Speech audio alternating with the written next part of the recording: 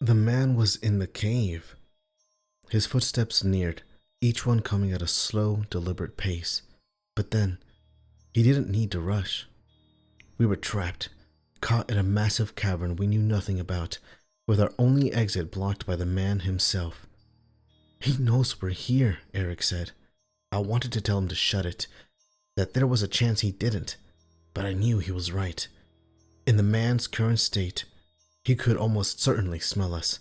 My mind shot through 100 different escape plans, but each one ended up with us either captured or killed, possibly eaten. Eric shifted beside me. "What now?" "We do the only thing we can do," I said quietly, feeling not entirely sure of myself. "We retake control." Retake control?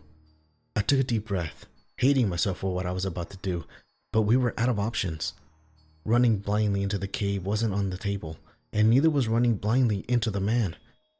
That left one thing. "Took you long enough," I shouted into the dark. The man's footsteps stopped. "Matt!" Eric hissed. "Nolan, right?" I continued, ignoring my brother. "You were our grandmother's other son, which means you're our uncle." Silence. "Seriously," Eric said, trying to put his hand over my mouth. I pushed him away. "We know what she did to you, what she turned you into." A growl echoed through the cave, low and ragged. Then the footsteps resumed. They were faster now. I sucked in an anxious breath, second-guessing my plan, but I was all in on this now, and there was no going back. "We can help you," I shouted. The footsteps thundered like a beast on all fours, and close. I stumbled backward, my body acting on instinct, my muscles twitching to flee, but I couldn't. There was nowhere to run. "Please!" I crashed to the floor with a gasp. The wind knocked from my lungs. The man's heavy paw pressed on my chest, his breath smelling rancid and rotten, his eyes a horrible glowing yellow.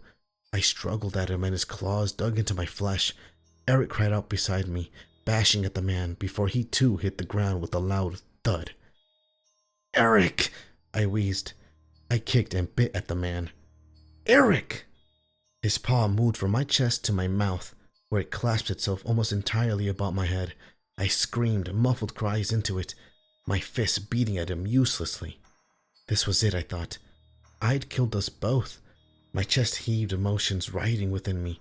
Tears fell from my face, adrenaline raced through my veins, and regret filled my thoughts. I should have listened to Eric. I was a fool. The man had only advanced once, and I made it clear we were there. If I hadn't, a roar sounded from outside, one deeper, more feral than even the man's.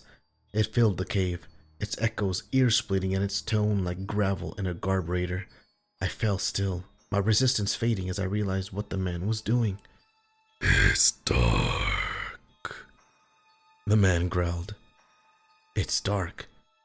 The same warning he'd given us the first time the beast had shown up. He'd meant to warn us again. I nodded beneath his grip, and he removed his gnarled paw from my face. I sat up slowly, my eyes still useless in the pitch of the cave. "Eric," I said quietly. "I'm here, Matt." I heard the man rise to his feet.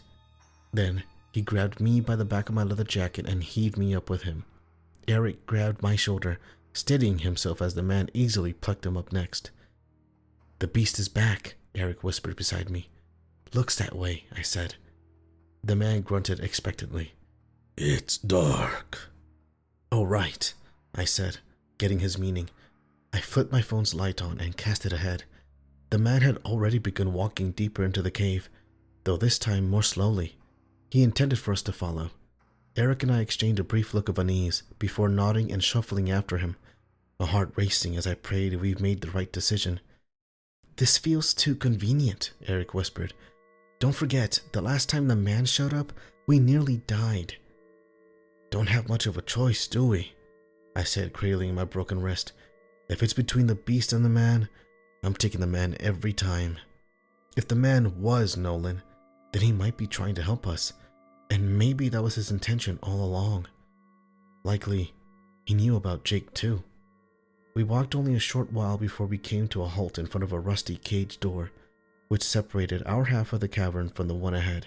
The man sniffed at the bars animatedly, before heaving the heavy door open to a symphony of metallic screeching. "Christ!" I said, plugging my ears. "When's the last time the hinge got greased?" "Might have been a while," Eric reasoned. "Grandma didn't seem to care much for her hobby in her later years. If Uncle Jake's words were anything to go by." Uncle Jake.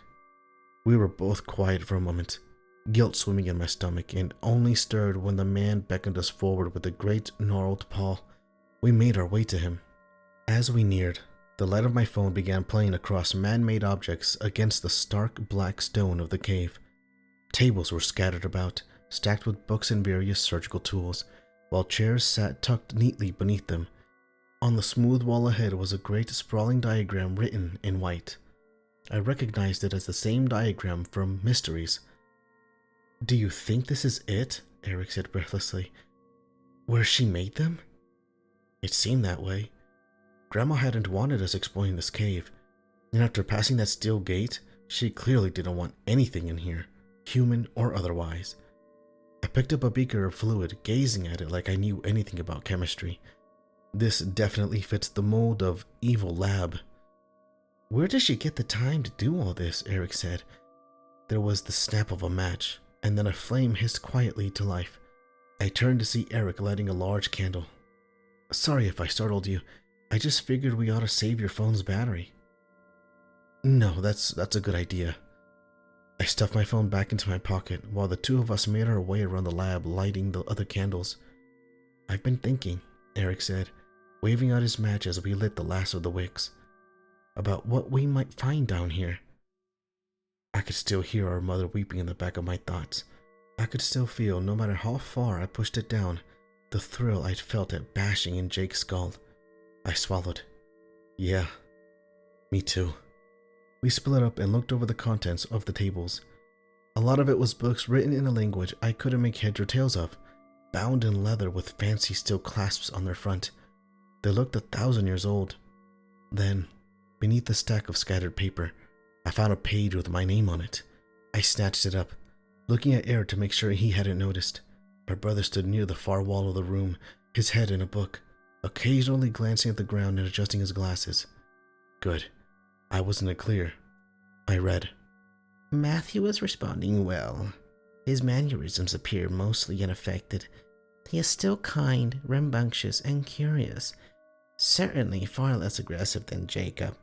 I was also quite happy to see his physical state has remained consistent, and I sense I may have sorted out the issues that affected Nolan. There are still certain uncertainties I have about him, but it's possible he's the one after all. I'll continue monitoring over the next week, but Alice is growing concerned, and the boys have grown more brazen. I found Eric wandering toward the cave yesterday. I may soon have to send them home. I remind Jake to keep a better eye on them in the future, to stop filling their heads with tales of adventure. There will be plenty of time to explore this mountain when everything is done." "Eric," I said, the reality of the situation crashing upon me. "What if we find out we're monsters too?"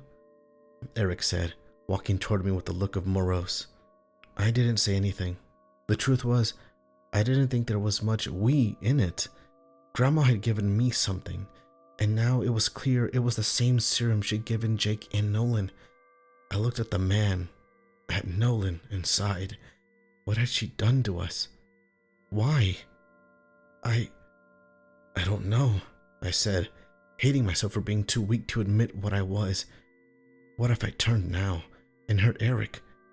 My stomach twisted. "Why don't you stay here? I'm gonna go get some fresh air." I slunk toward the rusty door. Eric's hand clasped my shoulder. "I get it, Matt. I do.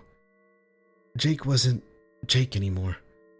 You did what you had to in order to protect us." He shook his head. "I was wrong to make you feel like you were one of them." I paused, unsure what sparked this change of heart. Eric's expression wasn't angry or hateful anymore.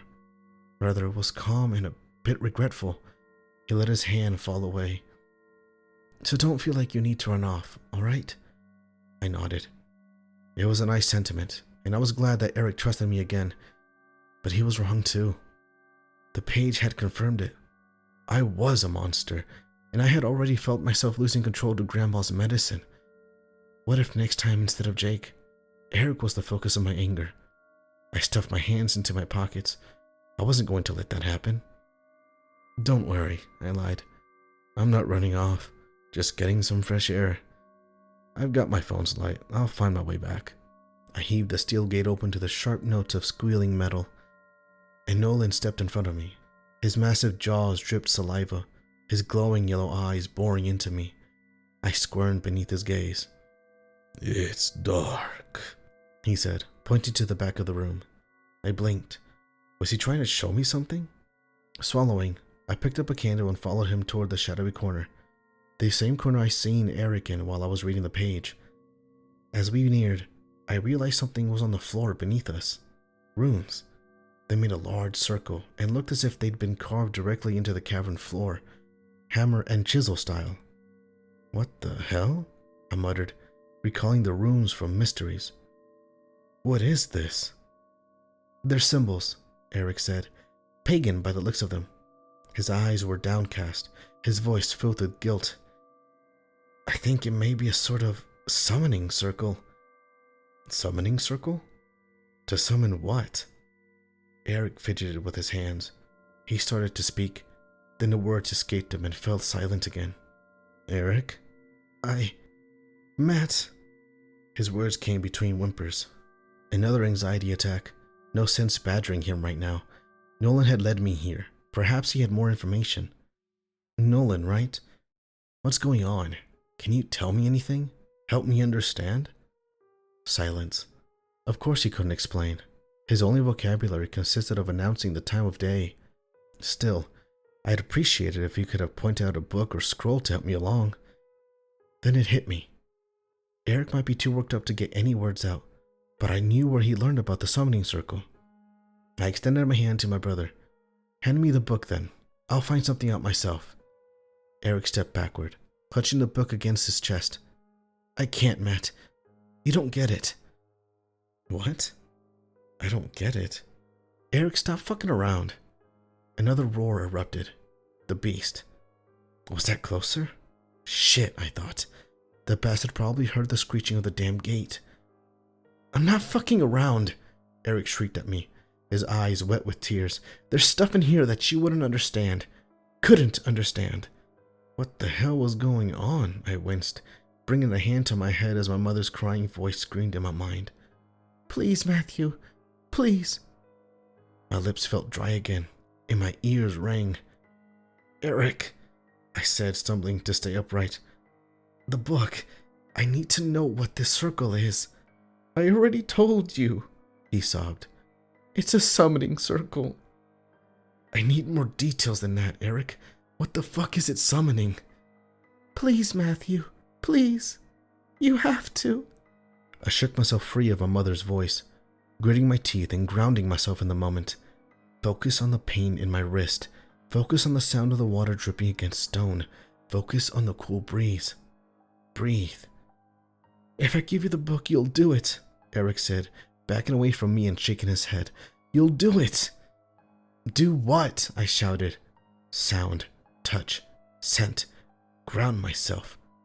Fuck, this was hard. It's nearly dark, Nolan growled. Another roar.